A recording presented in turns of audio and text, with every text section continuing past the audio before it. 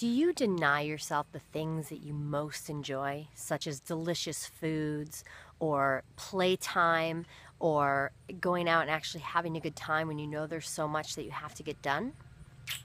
If so, this video is for you.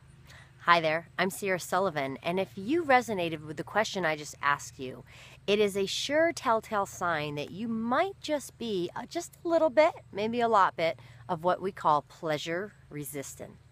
Now, I have been studying pleasure for a couple of months now, and I am realizing that we as a culture, especially us ladies, but definitely as a whole, men and women, this is really everybody in Western culture, have a real hard time enjoying ourselves. We feel bad that we're not doing enough. We have a hard time actually acknowledging ourselves for our accomplishments. We're kind of always waiting for the other shoe to drop.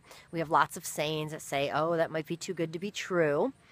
All of those are, like I said, telltale signs that you might just be pleasure resistant. Now, if you notice that that's something that you're feeling, then don't worry. We're all in this together. But I want to give you a couple of tips today in order to decrease your pain threshold and increase your pleasure threshold so that you can have a better time in life. Because as I have been discovering, and there is a great book I'm going to show you right now, it's called The Pleasure Zone by Stella Resnick. I highly, highly, highly recommend you read this. It is such an eye-opening book and it has so much valuable information around this topic that you will definitely grow and learn from. And it covers the span of so many different philosophical teachings that I've been studying for many, many years. It's all sort of comes to a head. And what is the most exciting thing about what I've learned in this research of my own in this book is that everything in life that feels icky or yucky or resistant or painful can be fixed by bringing more pleasure to the situation. Now, one of the ways, the most specific tool I'm going to give you today, and I'm going to follow up with a couple more videos on this very topic because it's so big and it's so huge and it's so important. But the first thing that's going to help you shift into a more pleasure-available life is to watch what you think. Now, you've seen us talk about this topic if you've been on our list for any length of time. You've read it time and time again, and I cannot stress it enough. We tend to think the worst thoughts. It's okay. It's kind of natural. It's kind of normal.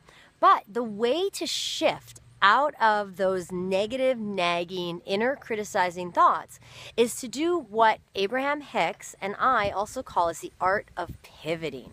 Now, it's a very simple tool that the moment you catch yourself thinking something bad, and you're going to actually maybe not catch yourself thinking something bad, but you're going to feel the negative energy pull, you're going to feel the cruddy mood, that often means, or actually probably always means, that you're thinking a thought that does not serve. So when you catch yourself feeling ick or frustrated or whatever else that doesn't feel good, you have an opportunity to change your thoughts about that situation using the art of pivoting. The art of pivoting is taking a crappy thought, one that just does not feel good, that is probably not true because you might know the truth will always set you free. If it is not true, then it doesn't feel good. So if it doesn't set you free, it's not true. So you need to practice pivoting into a better feeling thought. So for example, I'll use just a silly example. You got a dog, you're walking down the street, you're having a crummy day, your dog takes a crap, you go to pick up the crap, and you're feeling crappy about the crap, right? You're picking up crap. Well, in that moment, you have an opportunity to find something you love about that experience, something that is joyful. So for me, I love my dog, right? Otherwise, I wouldn't have a dog and I wouldn't be picking up crap. So in that moment that I'm feeling crappy, picking up the crap, all I have to do is think to myself, okay, well, what's so good about this situation? Well, I have a dog. I love my dog. My dog brings great joy to me.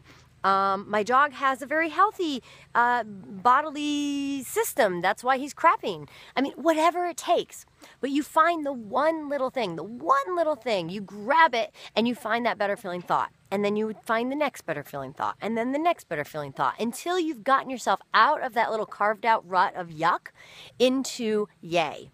Now, it sounds simple. It is simple. but it takes practice. It takes commitment. It takes awareness to know that you want to shift your mood. And if you want to shift your mood, you got to take that awareness and you have to take action on that awareness, and you actually have to find that better feeling thought. So when you're going down the road and you're feeling pretty crappy and whatever that thought is and you're not very happy, take that opportunity to pivot and go the other direction as quickly as possible and let one thought lead to the next to the next. Awesome. So I'm very curious to see how this technique works in your life. Please post below. What did you get? What was it like? Where have you learned to pivot in your everyday life? I'd love to hear from you. Thanks for stopping by, and we'll see you soon.